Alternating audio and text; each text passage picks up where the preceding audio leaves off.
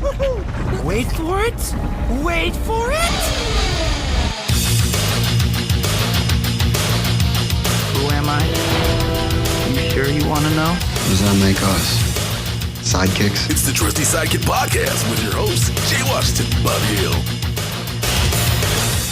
What's happening, everybody? We're back once again. It is another episode of the Trusty Sidekick podcast with me, your resident supervillain, Mr. Jay Washington. And I'm your resident superhero, Bobby Hill. Together again. Yes, I mean, it feels like old times. It's a perfect week to be back together. I mean, we've been separated for a couple weeks. I feel like this is a dissolution of a marriage, getting back together, or some type of child support issues. We've been separated because we've both been in two different places. You being back in Chicago, me being here in Los Angeles, but now we're both in Los Angeles recording this because you're out here for a reason, which we'll get into. Yep, we'll certainly talk about that. We'll talk about that. And then you're living out here, so you're out here for a number of reasons. It's a number of them. But as anybody who's listened to some of the first episodes of the podcast know, I go back and forth between California and Chicago pretty regularly. You would swear Bobby has the most frequent flyer miles ever. I should. I'm excited. I don't even look at them right now. I'm just loading them up, and then later on I'm going to go back and take a look and see how they're all playing out when it's all said. Would you ever be that dude that I'll sell them. You'd sell them. So you wouldn't. So you would never give anybody the miles that needed them. I mean, if I knew somebody that needed them for sure, but like I wouldn't just randomly start giving away miles to people. I didn't say you randomly. No, like if I had my sister needed to get somewhere or a buddy of mine needed to fly somewhere, I would do that. But ideally, I'd like to get on eBay and move some miles. Can you move miles on eBay? No, you do it on Craigslist though. Okay, well that sounds like a plan. I do a lot of things on Craigslist.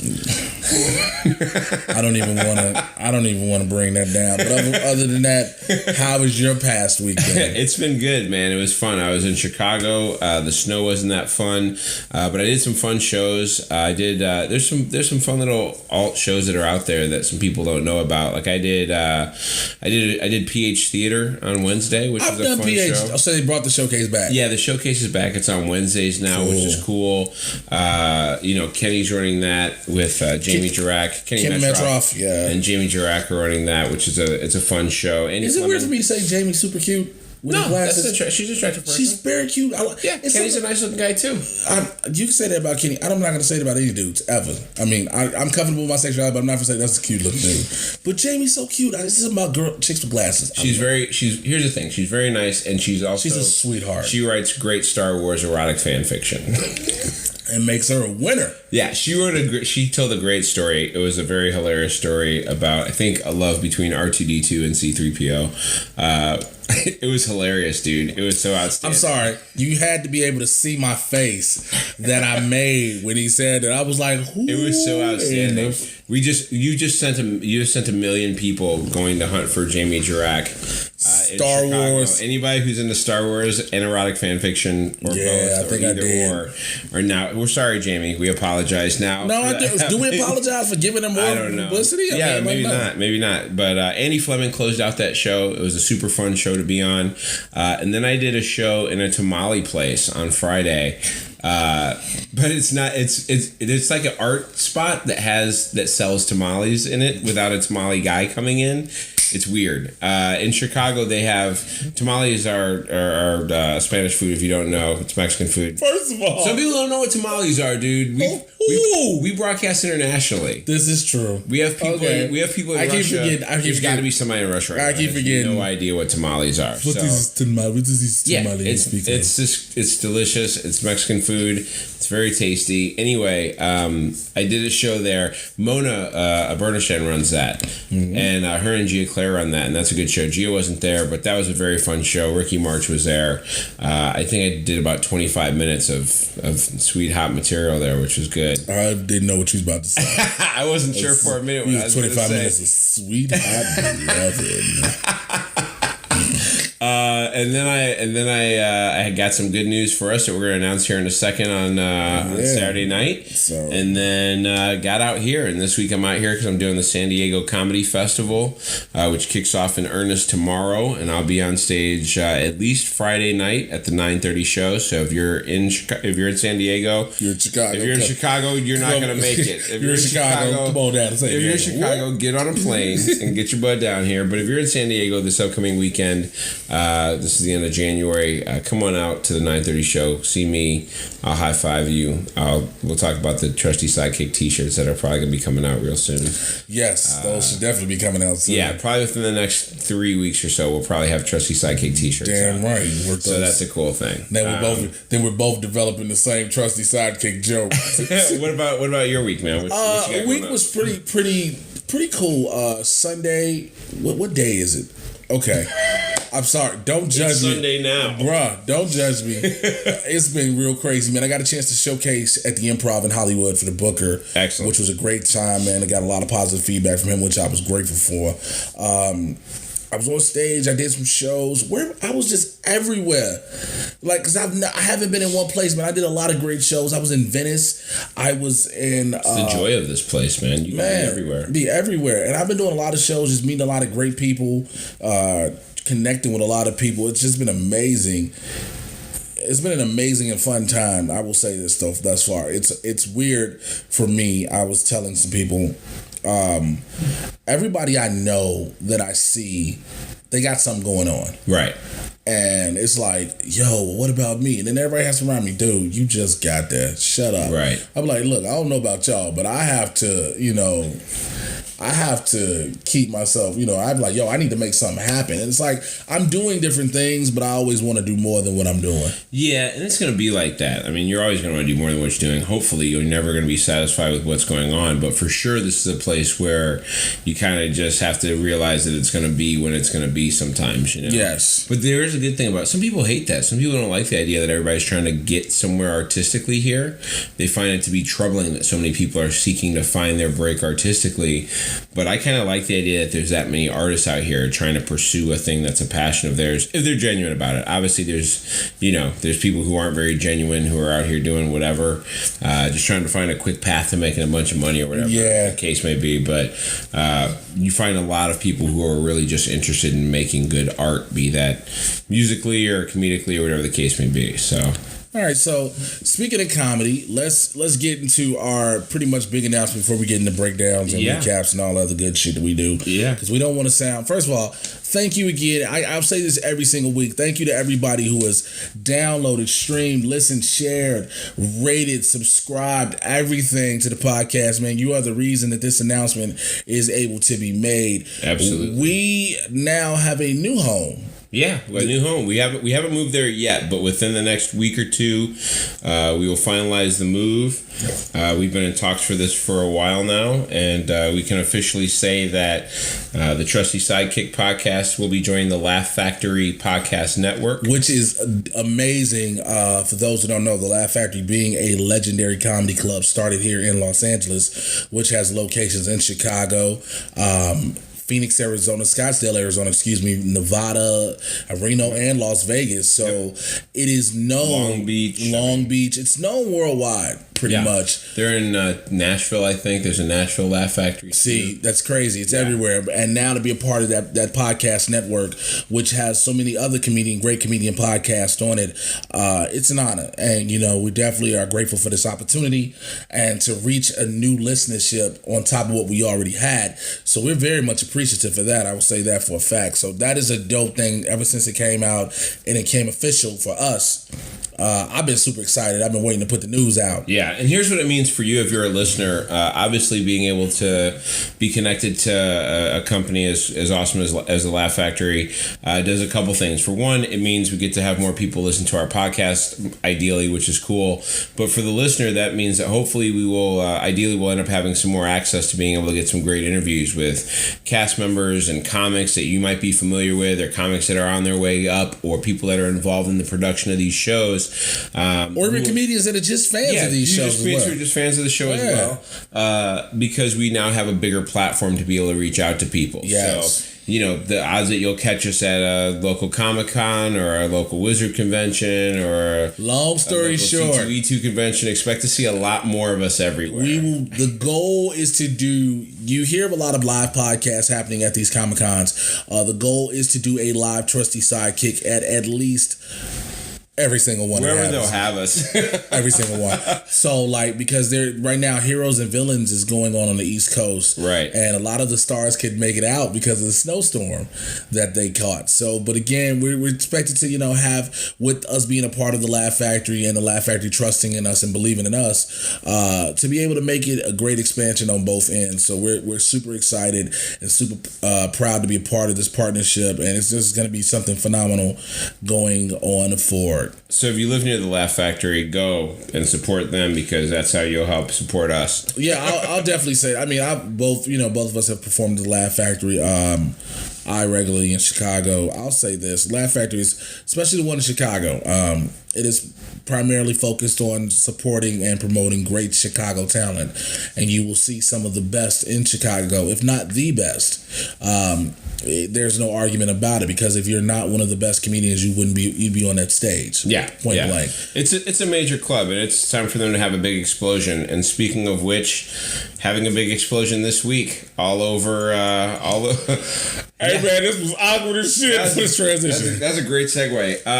Having a big explosion this week, it was DC week all over. Man, DC took over television. Here's the thing, and I know that you tend to, let's not lie, you tend to sway a little towards Marvel in your fandom. My fandom does, but when it comes to as a whole. And that's fine. As a whole, my fandom does. You can't deny they're putting in work right now. Yeah, because of what this year holds for them. Yeah, it's a big year for them. It's the year of Batman versus Superman, Dawn of Justice.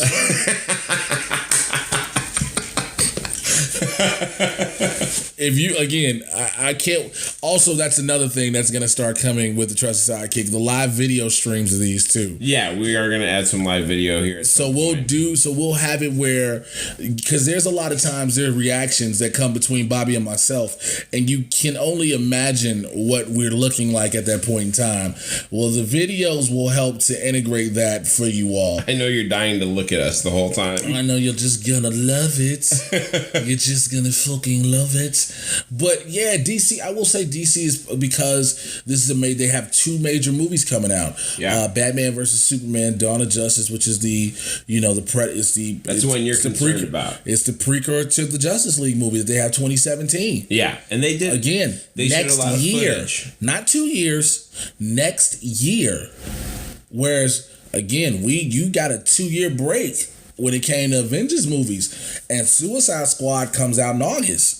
So DC was, DC didn't give it to you on Supergirl because CBS, I guarantee you. Oh yeah. So you got Supergirl, which I will say this week I did miss. I didn't catch up on it.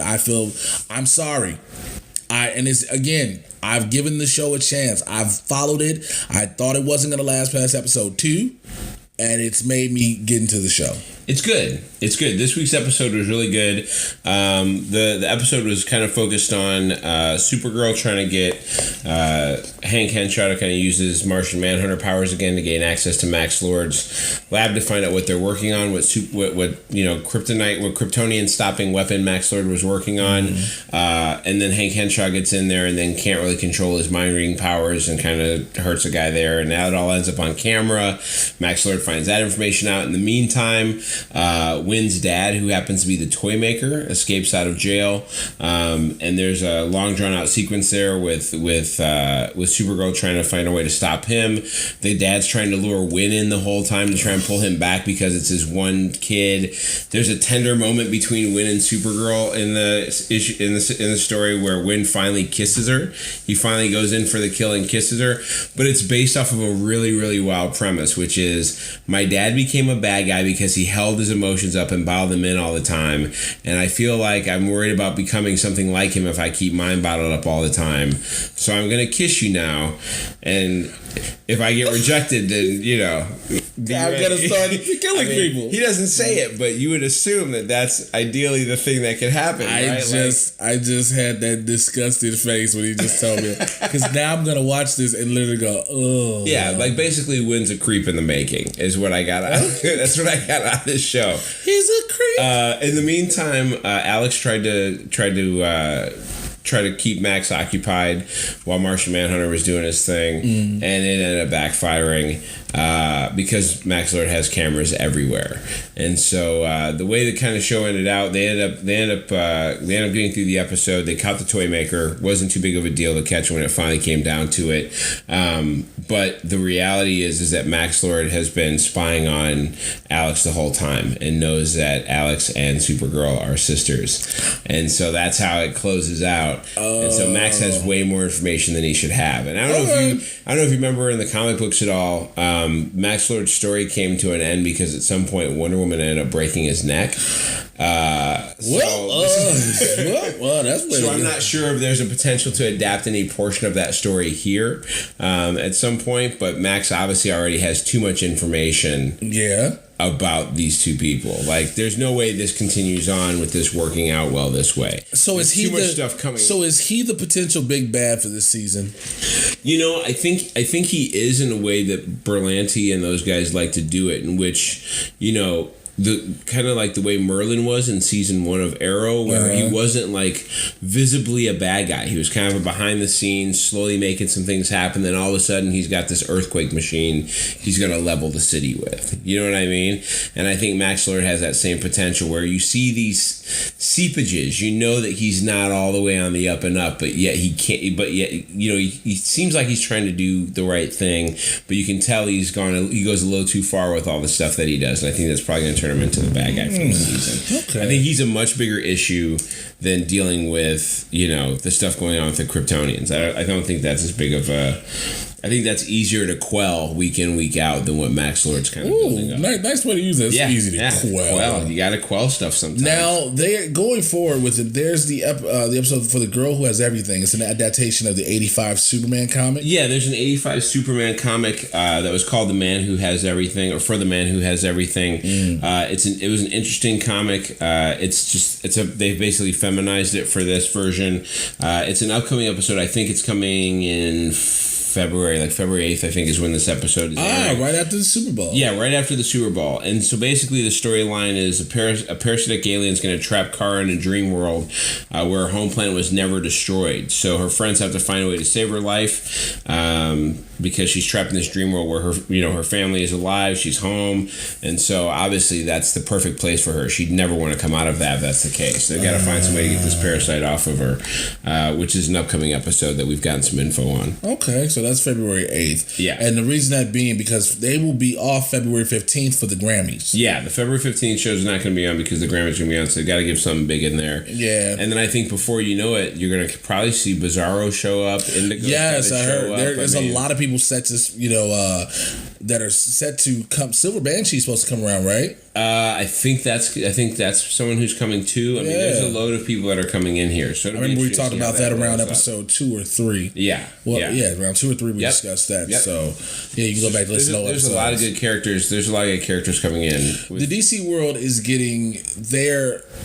What is happening now when it comes to DC's productions and Warner Brothers, they're like, you know what? We can start to bring more of these characters to life. We can take some of these characters, some of the lesser characters too, because Marvel has used their front runners. Yep. Marvel's used their front runners. Guardians of the Galaxy is the more off-brand front runners, but they're front runners. That's more the avant-garde style of what they're doing. Exactly. That's the test run to see if something like the Inhumans would work. Right, and again, Guardians was successful. I believe it's going to. Well, Jessica Jones proved and what they're doing with Agents of S.H.I.E.L.D. shows automatically will work. But DC is now showing, look, we got this smaller level of heroes that aren't the Justice League. Right. Plain and simple. Yep. There's no other way to put it. Yep. They're not the Justice League. So we're gonna introduce you to these people slowly but surely and see how it goes. And speaking of which, it's still in DC week. Tuesday got The Flash. Yeah. Now The Flash, again, this is a show back from the Christmas break. And it started off where if you watch the show, you're like, wait, what? Yeah. It starts off where Barry is running late for a date with Patty. And how's he running late? Okay, what does he do? He super speeds over and Patty sees him. Like, it's okay and it's cool. And I'm like, wait, what? Yeah. He told her? Yeah. So... they're on a date. You see him on a date. Then all of a sudden, Patty gets her ass snatched up by Zoom. Who Zoom is the cruelest motherfucker.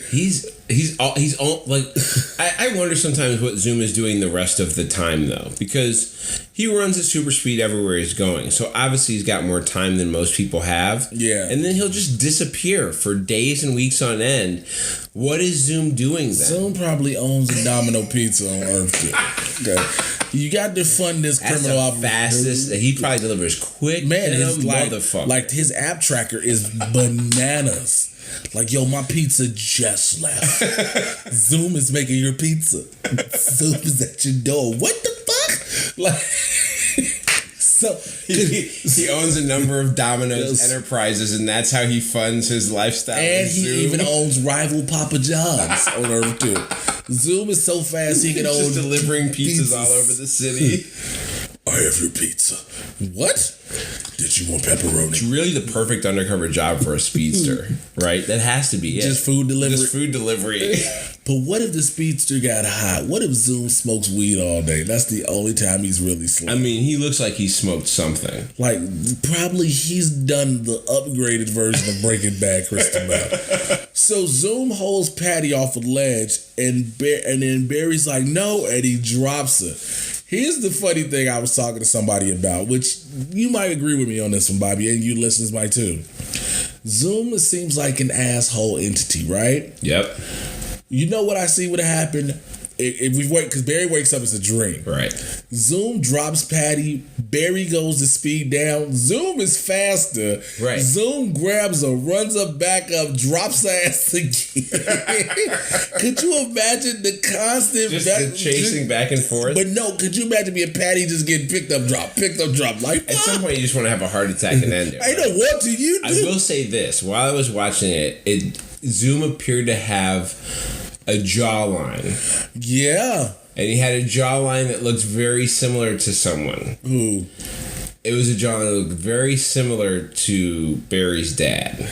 Yeah, it does. It does. I mean, I've eliminated the mom, but I'm about 90% sure Zoom is Barry's dad in Earth 2. I mean, it was a pretty solid looking. It looked a lot like him. And I'll tell you why I have my theory on it too. John Wesley Shipp's jawline is pretty prominent. Yeah, you know that line, right? Mm-hmm. But here's why I say that. Ever since Harrison Wells from Earth 2 has come into Star Labs, Barry's dad has not been there. Yeah, he's been gone. So, and I know Barry's dad is going to get his own life together, blah, blah, blah. But Barry's dad has popped up when Barry was in trouble. But Harrison Wells wasn't there at the time. Mm-hmm. Harrison Wells would probably know, like, what if, So let's go fast. So now we introduce another metahuman by the name of the Turtle. We talked about that on the previous episode. Turtles coming. The Turtle's power was that he slows time. And that it was the most hilarious thing. And again, let me preface this when I say why I made it hilarious. Because I don't advocate this, but he beat the dog shit out of Patty. Yeah, he did. He slowed down like, pow, pow, pow, just popped in the face. Like she shot bullets and he just slowed it down. Like, pow. I'm like, damn.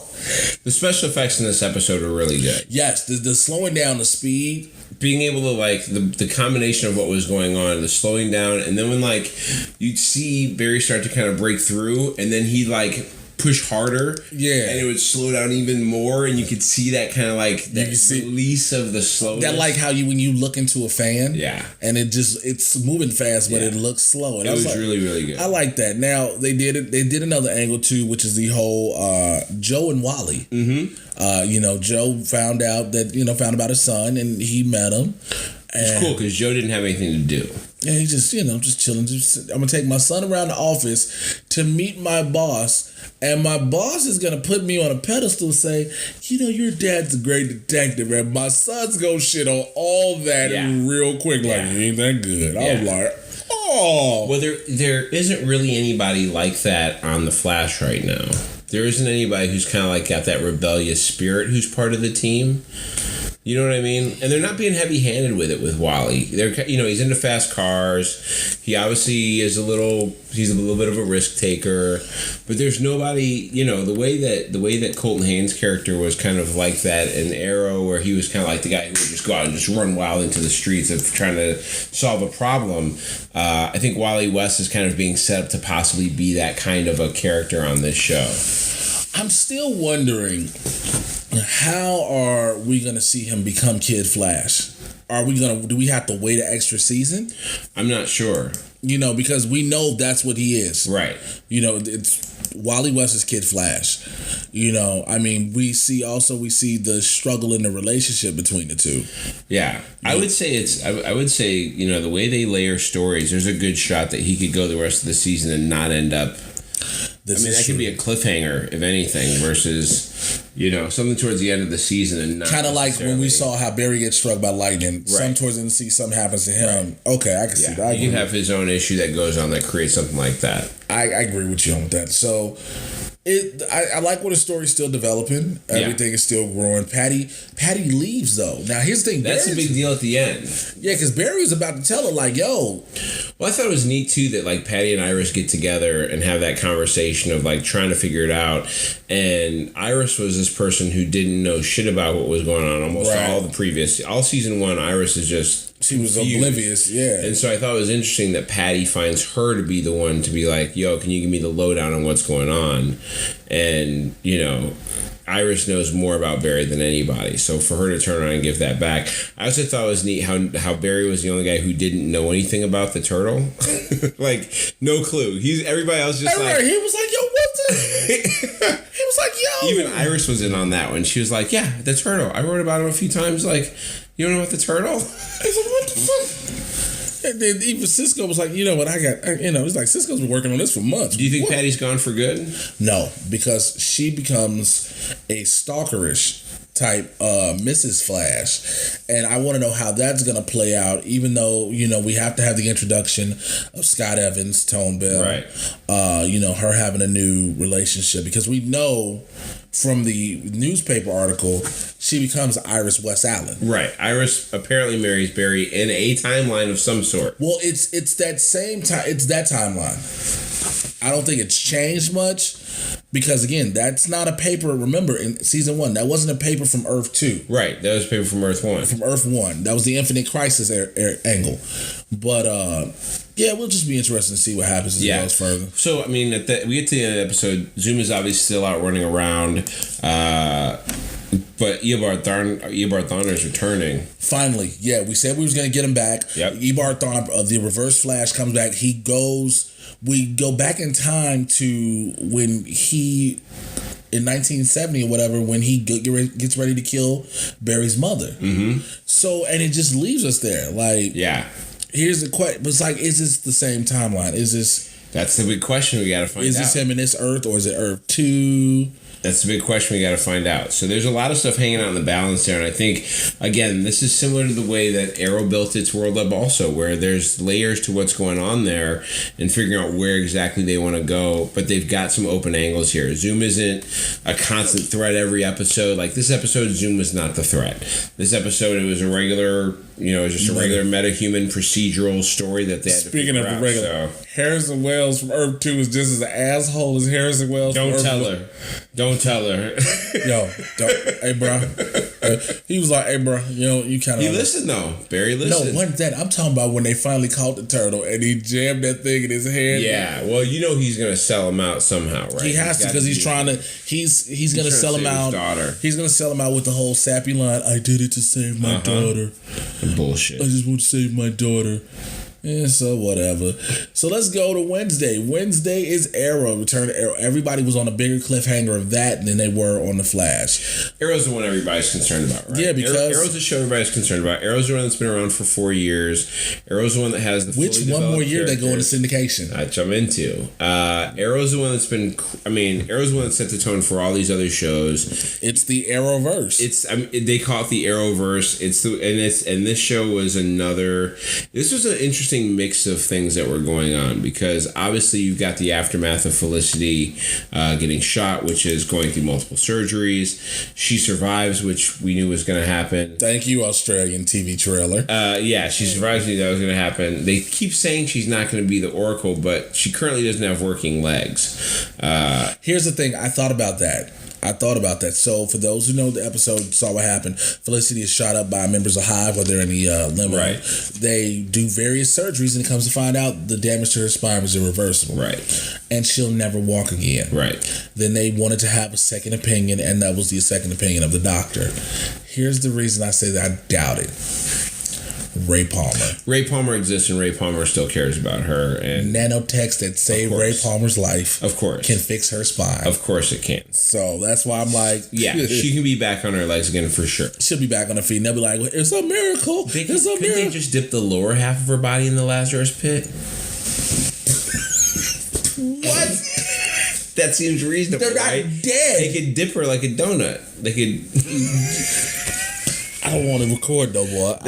They could donut dunk. They could dunk it, right? They can dip and dodge dead legs. They could dunk her dead legs into the thing. I don't want to keep saying this tongue twister because it's so fucked up. They could dunk her dead legs into the Lazarus pit and get her out of there, and then she'd just be dancing along. She could probably have better legs than she ever had before. So let's go forward. Anarchy's back, right? Anarchy is we finish off this guy's storyline that Thea burn up. Set this boggle fire. I like how the CW still did a great job of making sure you could tell that he was a cute boy. Like, oh my God, scars on him. It was just like, come on, man, just scar a dude's face up, you know? Freddy Krueger, this mock, he was on fire. Let it be the case. Stop making it seem like he went and had skin grafts.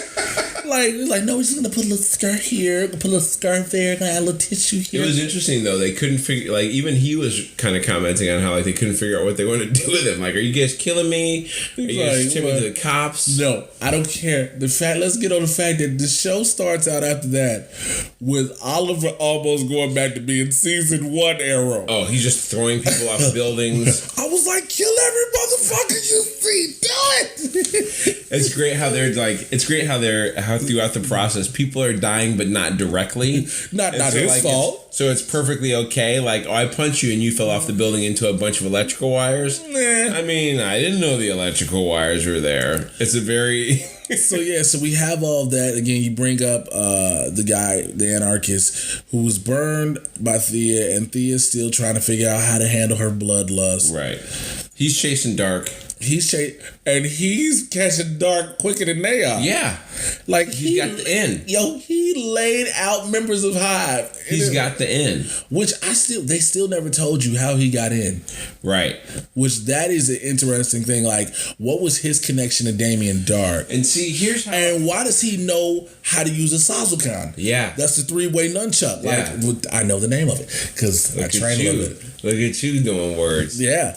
But, like, why the fuck is everybody a martial arts expert? So here's why, and we've talked about this a few times, because the big question as we get towards the end of this episode, and to kind of pull us to the end of it, Anarchy captures Damien Dark's wife and kid. Oliver shows up with Team Arrow to save them before anything happens to him. And Damien Dark decides to give Ollie a pass because he saved his wife and kid. Wait, you gotta go. You missing a step in there. Look, Damien Dark is fighting Oliver, and Oliver gets a couple of good shots in. Yes. He rocking him for a second because Damien Dark is more focused on getting his family. Until Oliver shoots Oliver. He throws the arrow, turns it back and shoots Oliver with it. And I think Damien Dark had a revelation when Oliver pulled the arrow out of himself. He just pulled it out and just threw it at the ground. Damien Dark was like, hey, listen. Maybe we shouldn't fight right now. At that moment, you won't. Right. Let's be real. At that moment, I shoot you with an arrow, Bobby. Wait. Hold on. You shoot me with an arrow.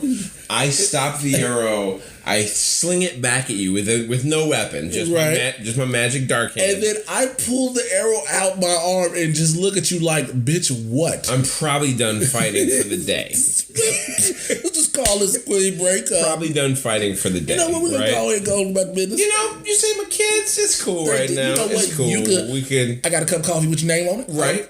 Later on, we're gonna pick this up. We're going to pick it up. And then they get in the car. He gets in the car with his wife and his kid, and you find out that the wife is more evil than he is. The wife was like, that vigilante saved me. You should have killed him. He's like, I don't thought it'd be a good time not to right now. No. What did you say? Yeah. He was like, oh, yeah. Okay. You find out that he is not the nasty one. She's the nasty one. She's about as dark as Moira Queen was. And here's why I think that Mama Smoke is the one who dies. Because throughout the episode, they made it very clear that the way they found Damien Dark's location is because Lance gave them the information. And twice they made it clear. Oliver made it clear, and Laurel made it clear. Oh, by doing this, you know he's going to know that you're no longer working with us, right? Well, who is Lance closest with? Felicity's mom. Who is Damien Dark willing to reach out and get? Because he's not going to get Lance. He will hurt your family. He said it too. He said it. He's made this very clear that when he's going to hurt somebody, he doesn't have to hurt you. He can hurt the thing you love the most, and that will cause you way more pain. So he doesn't have to kill Lance. His revenge on Lance will be to kill Mama Smoke. Which the saddest part of that is Charlotte Ross will no longer be on the show. Yes, man. I love seeing Charlotte. And that's the most disappointing thing that we can point out here. That just made me sad now for the rest of this episode. Man. But that's the situation. That's what's going to happen. And if it's not Damien Dark who kills her, it's going to be Mrs. Dark. And if Mrs. Dark is more magical and evil, oh my God, I don't know what to do. Like I'd be I'm more hyped about that show than just about anything going on TV. And can we go back to something that we always talk about? Sure. And we bring this up several times in the show. When we bring up this show when we talk about Arrow, Damien Dark said something, and it ties. He said, "I need to kill this world for it to be reborn." Right. Why does the world have to start dying in Star City? That's the best place to start a rebirth, man. Star City. Star City's it. And you see where everybody moved out already. Yeah, why wouldn't you go to like Wichita where there's no heroes? Nebraska. Go to Omaha where they could have a zombie apocalypse. Nebraska. Nobody's looking for you in Nebraska, Damien. Nebraska. Get rid of that entire... Start there and work out, okay? Just expand from Nebraska. Travel into Wyoming. No one gives a shit about Buffalo. Take over either of the Dakotas. You'd be fine. Preferably north. You could easily start in the Dakotas if you want to knock out the world and start over. You know, just change all of Mount Rushmore. Right. There's going to be a new character on Arrow coming up here in the next episode or two, which we've talked about before. Vixen is coming to Arrow. Yes, they took Vixen. Now, Vixen's always been a character, again, one of the lower level characters in the DC universe. Well, she's on the show that she's got. The cartoon show is on something called Seed. Yes, which is CW Seed. Yes, which is basically like, here's an idea. They should call it CW. We had a couple extra bucks. Is what they should call it. Like, just call it CW. It's called CW. We're gonna take a shot. We ain't got no more room on TV. We're gonna write this off if it loses money. Is what they should. But guess what? Occasionally you find something. That's what you do this for, because you get lightning in a bottle. Gem, yes. And they found one with the show Vixen, which is a cool show, and now they've got the actress who's going to be on Arrow, and they're already starting to talk about a spinoff for her character. Let me tell you something. Andrew Kreisberg, Greg Berlanti, and Mark Guggenheim have become the Seth MacFarlanes of the CW. Yeah, they have taken over this network. You know.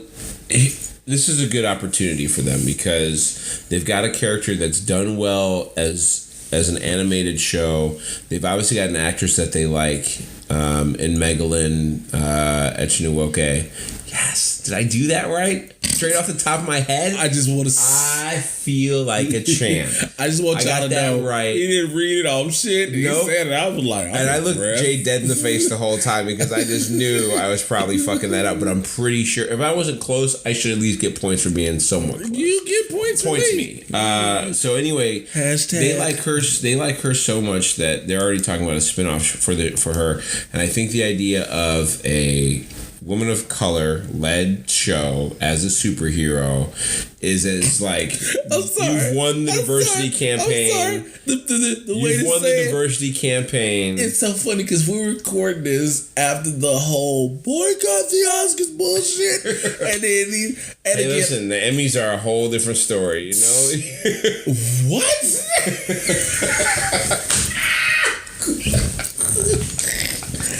What? So, but yeah, you know what, because again, we've talked about how they're trying to make more female superhero driven shows. Right. You know, a powerful heroine where you don't need a male backup, that she can stand on her own. Wonder Woman's story has always been Wonder Woman. We always knew about her. Supergirl, I've said it before, and you've said it, and many others have said, stop mentioning Superman every freaking episode. Right. You have the Black Widow, but you wouldn't see her if it wasn't for Captain America.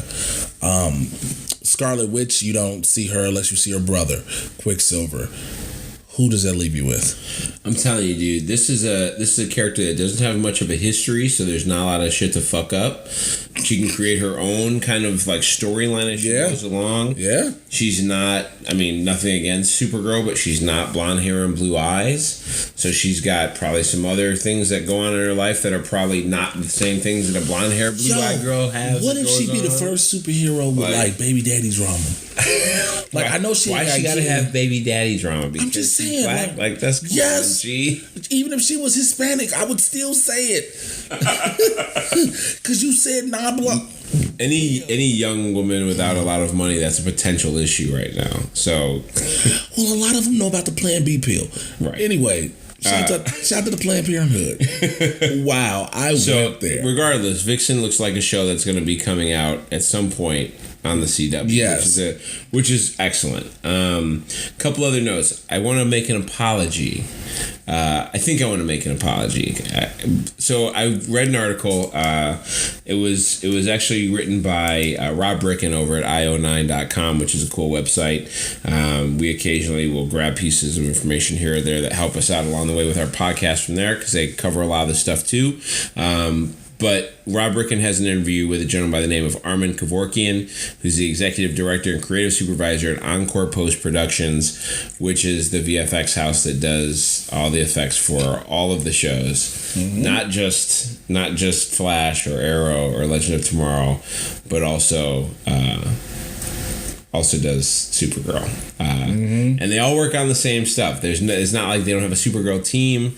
They don't have a Flash team. They just get the footage. If you're good at making creatures, then you make the creatures. If you're good at making the heroes fly, you make the heroes fly. Okay.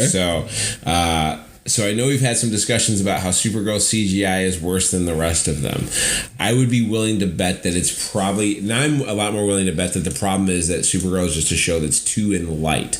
The stuff that happens is too much in light. And I think CGI on light, in light colors is harder. CBS. That's all I'm gonna say.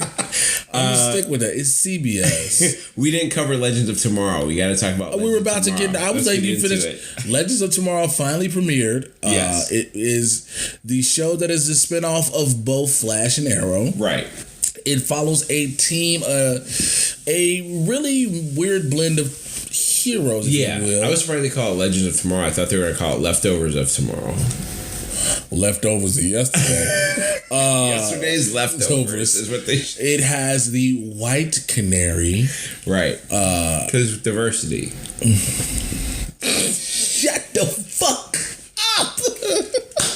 White Canary, the Atom, Captain Cold and Heatwave, Hawkman and Hawkgirl, who have the worst marital problems in history. Yes. I get it. At one point, I get it. You always. Could you imagine fighting with the same woman for thousands of years? Like it's an ongoing argument, no matter what. Oh my God! But at some point, to y'all never get away. But at some point, y'all sleep together.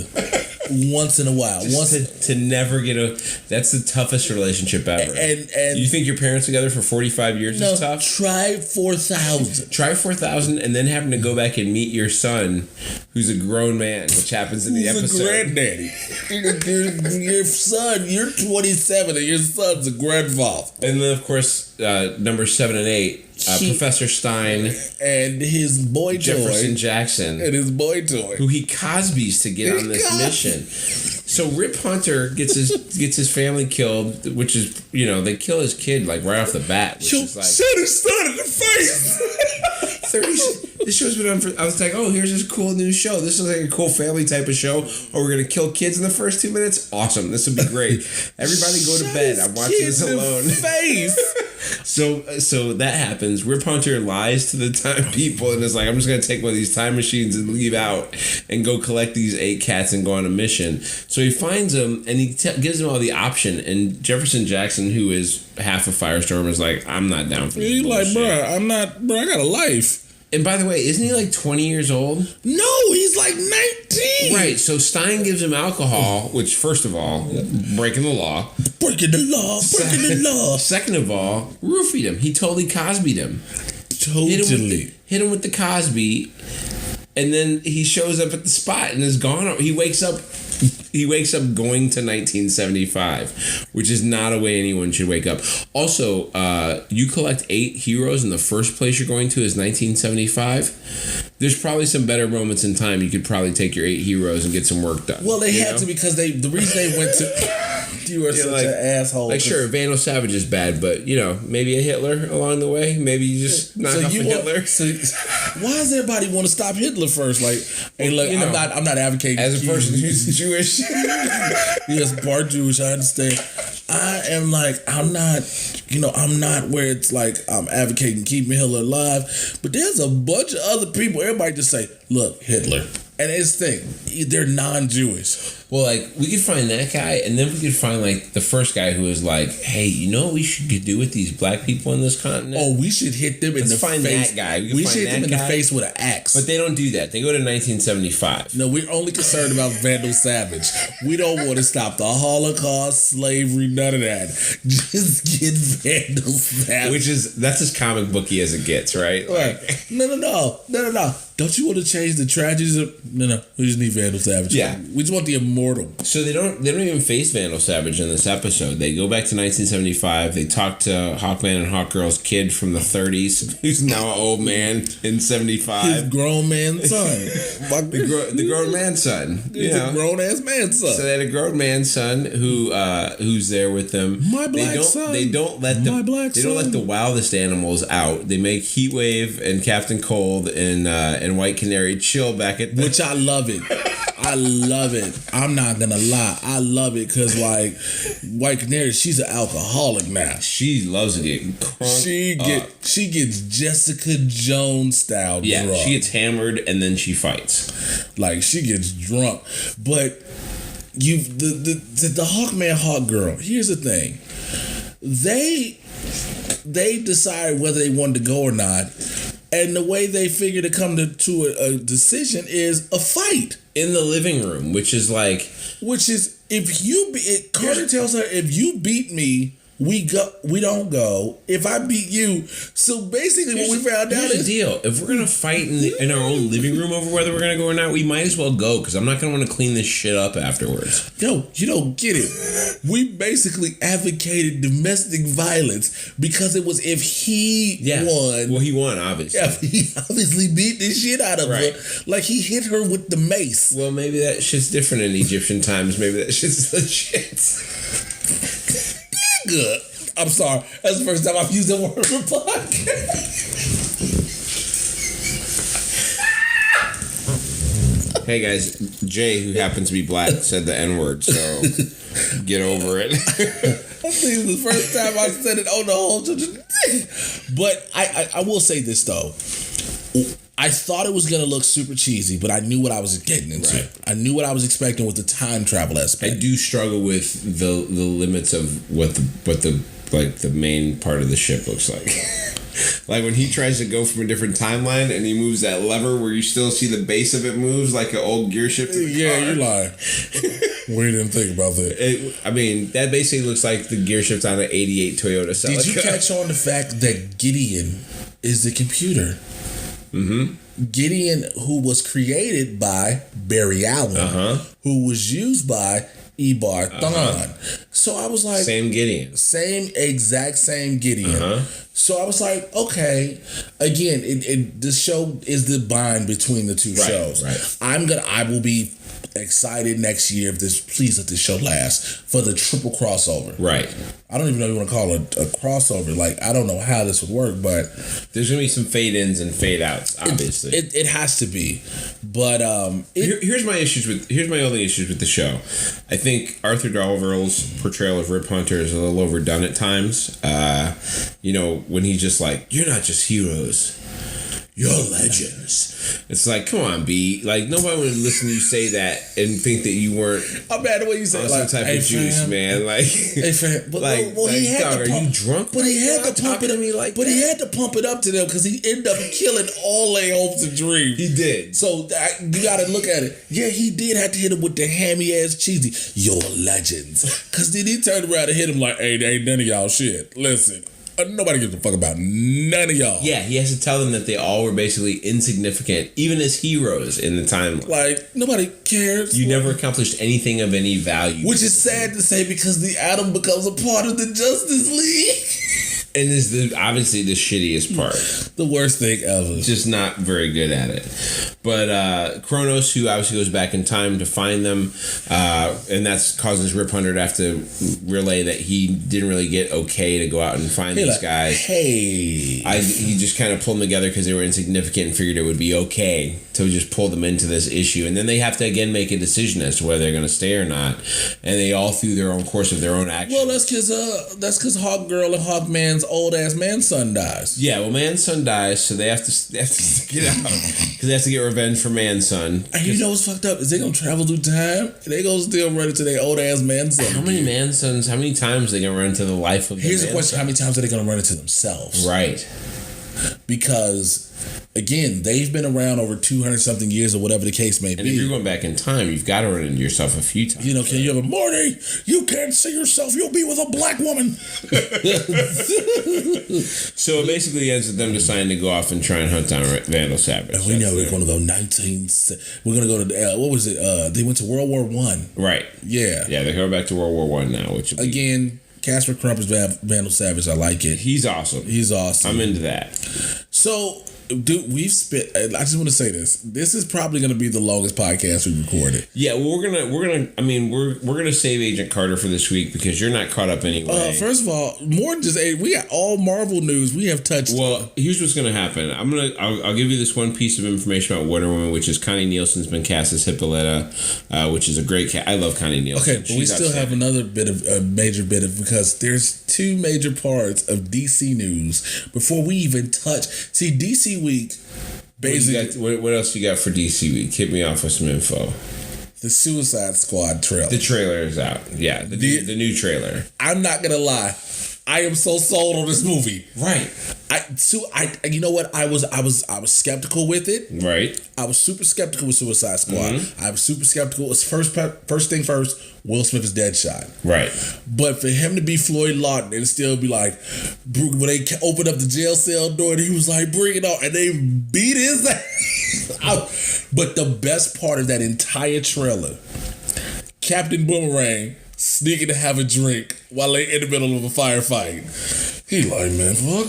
So this is the movie that makes Margot Robbie a star, right? This is the Game Over movie. This is the Game Over movie. Guaranteed. She's guaranteed. I'm hard pressed to find. I mean, this is like a level of like a tank girl. This is like a performance. It's like a I mean, the agency that she has as a woman in this role is not like what you're seeing women get to be in most movies. Also, right? This is Domino. This is this is all those roles. This is definitely Domino's perfect. But what this is it's a different take on the Harley Quinn character, which I'm cool with. We know she's a former psychiatrist, gone batty, right? But when you line them up outside with all those Argus agents, and she's just standing there looking cute and smiling, talking about what? I should kill them all and escape. No, I'm just kidding. That's what the voice is in my head. Yeah, I love how she flips through. She flips through accents in this movie too, because when she breaks that window, her accent is completely. It's like a New Yorker accent. Yeah, she's like, we're bad guys. We're bad guys. It's what we do. And that's when she's Harley Quinn. I just love the idea of her being all over the place. So that looks like a movie where they've thrown together a bunch of people that's going to work really, really well. I really am interested to see, especially with this trailer, how devastating is the Joker? There's something else going on there, though. It seems like there might be something bigger than him even involved. It has to, because if you pull in the 8 or 9 of them, for just him, that can't be the situation. Because in the scene we see in the trailer, there's a plane that's been taken down. Well, you see when they first take him, they go, you go to this place, you're all probably going to die, and it looks like something is like melted that Jeep or whatever. There's something in front of a train that's like, I would need to. There's some sites that do shot by shots of those where they'll break down like what's in there. I would love to see one of those because it looks like there's something more insane than him. What if Suicide Squad, more than Batman versus Superman, is setting up their bad guy for the Justice League? I would see that as reasonable. Because that would be the only thing I would say personally that would be setting that up that way. I mean, what if it's Brainiac? And that's part of the larger scale of what's going on. Well, but Brainiac would have to give you somebody else. Because, I mean, they still want to do Darkseid. Right. And it's going to be... We got to wait till the next one. Yeah. We literally got to wait till the next trip. But, again, I'm definitely sold on that. Also, with DC Week, Kevin Smith narrated a lot of it. And we got to see our first looks. Oh, yeah. First look at Wonder Woman. At Wonder Woman. Also, we got to see about her story, about her being through time, how she's been around, she's been training for this moment, and she actually is in Batman vs Superman. She gets out the car, so she's already had her Diana persona, to integrate, But not just that, we also see Aquaman, the Flash, and the Cyborg, and the actors portraying them. That was good. That sucked for me. I will give Ezra Miller credit. He looks Barry Allen-ish. He looks like he could fit into that mold. I feel more comfortable with that than when I first I thought. Right. Jason Momoa, I'm always sold. You're not down for Ray Fisher. I've always been sold on Jason Momoa. Ezra Miller, I'm good. Right. Ray Fisher is Vic. No. You're not buying Ray Fisher. No. I mean. No. Because you're going to tell me, because Cyborg has always been a big stocky dude, right? Even with the electronics and the equipment and the technology, big guy.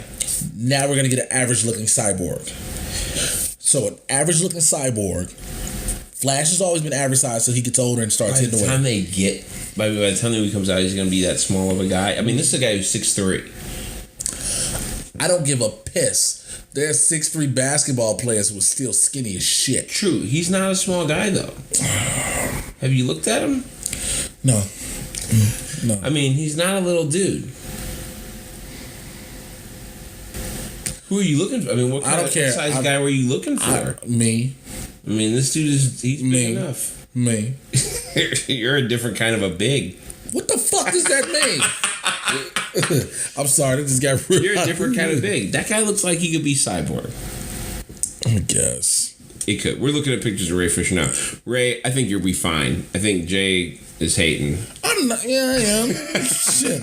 Well, it'll be good. We should probably run through this Marvel news. We'll talk more about Agent Carter next week, but I've got a couple pieces of Marvel news before we get out of here. I got some information on Civil War and the way that Spider-Man kind of comes into the fold. Apparently, Tony Stark goes to recruit him. Tony Stark goes looking for Spider-Man and promises him a dope suit if he comes over, which is the Iron Spidey story. We do get it. We were talking about that. And in the movies, Peter Parker, the character of Peter Parker has been idolizing Tony Stark because you got to remember, Peter Parker is a young scientist. Yes. And so he's been idolizing Tony Stark this whole time. So the idea of Stark coming to him and offering him the better suit is going to be what entices him to at least come in. Whether he sticks with Tony's side, who knows? We'll have to see. Now, I heard this about Jessica Jones. I was reading this myself. Yep. They said the season 2 is going to focus more on the past. Yep. And it used a lot from Alias. Now, of course, because you killed her main antagonist. Right. And what you're going to do, because I think what they're going to do is we're going to use this season to focus to her past, but at the same time lead towards the Defenders. Right. Because by the time she comes out, Defenders comes out next year. Because we're also, Iron Fist is coming 2017. Yep. Punisher will come. Yeah, and I think I'm not sure. 2017 TV for Netflix. You'll probably get Iron Fist and maybe a second season of Jessica Jones because they're looking at doing. No. What you mean second? You mean third? For Jessica Jones? Oh, Jessica Jones comes out 2017. Yeah. Ted Sarandos, who's the chief of Netflix, said that Iron Fist is probably coming in 2017, and they usually try and keep it at 2 shows a year. So you're getting.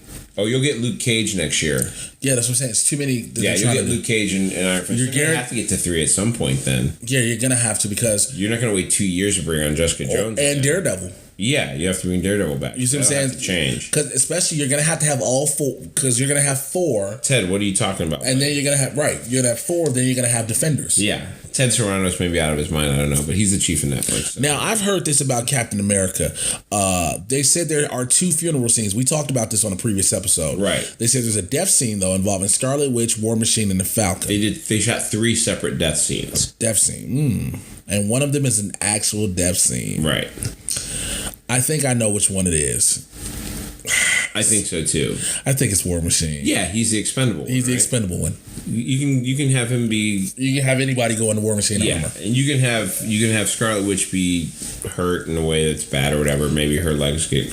She magically whatever. Why did I say that? Falcon has to pick up the shield if it does not at go. Some point, right? If it does not go to Winter Soldier, right? So, Falcon does. Now there's talk about Thor Ragnarok. Yeah, Mark Ruffalo came out and was talking about the relationship of the Hulk with Thor, and it's kind of hinted that it may be kind of a buddy movie, which would be a fun movie, dude. I would love to see, especially off of the end of the last time we really saw. I mean, yeah, they were together in the Avengers Age of Ultron. Right. But we have to go back to the first Avengers movie when they fight and they still work together. Yeah, that's the best. I want to see that happen here. So that'll be cool. Now, Guardians of the Galaxy 2, you got some news about that. Yeah, apparently there's a character from the comic books called Ego the Living Planet, which is a sentient being. It was a planet that gained sentience. It's actually going to be in Guardians of the Galaxy 2. So if you thought the first movie was a little weird and on the far end of the Marvel spectrum, it's going to get crazier. But it's a living planet.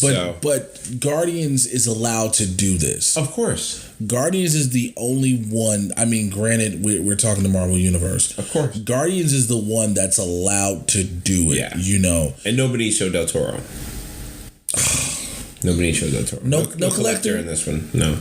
So you won't see him in this one.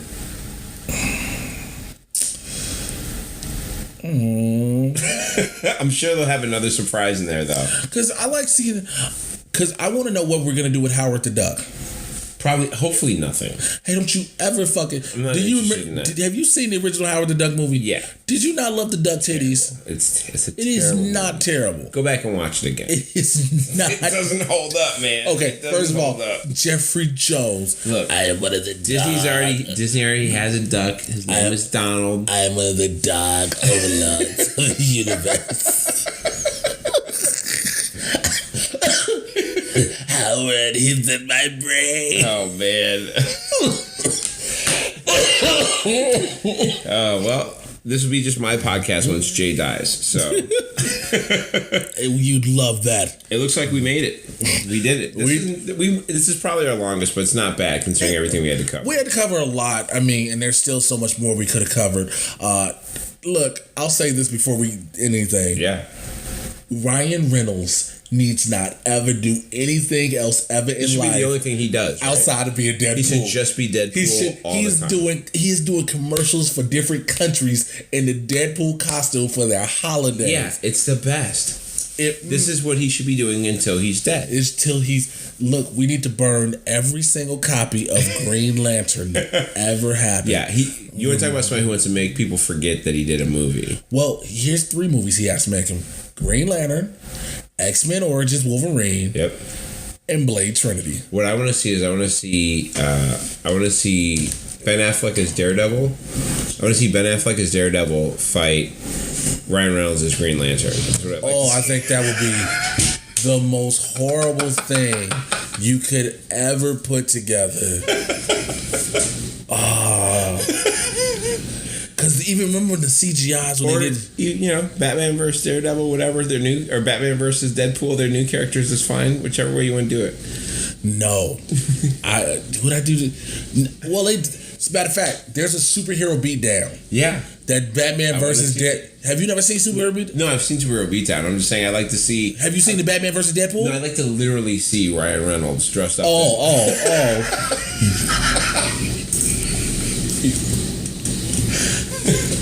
I just want to see them.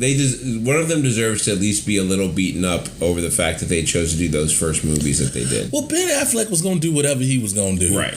Because again, like we said, we found out that movie is what got him his relationship with Jennifer Garner. And it take some chances. And as you said, it killed Michael Clark Duncan. I did say that. You said that clear as day. I'm still not convinced that Daredevil that movie did not have something to do with Michael Clark Duncan's death a few years later. I can't. Guys, we're on the Laugh Factory Podcast Network now, so you get to hear this broadcast to even more people where I make crazy accusations that will probably get us sued for slander or whatever. Who the fuck is us? All the words that you heard were the thoughts and opinions of Bobby Hill. None of that shit came from Jay. Oh my God. So with that being said, this has been another crazy ass episode of the Trusty Sidekick podcast with me, your resident supervillain Jay Washington. And me, your resident superhero Bobby Hill, although you wouldn't believe it from the things I've been saying. No, you wouldn't. Find me on Facebook, Instagram, Twitter, Snapchat, Periscope at Mr. J Washington, MrJaywashington. This week, coming up, I have a fundraiser I have to do for a law foundation, and I'm supposed to be doing set lists. A beautiful show set up by Troy Conrad and Paul Forenza. I'm supposed to do them on the same day. I double booked myself, and I got to figure out how to pull it off. But nonetheless, I will.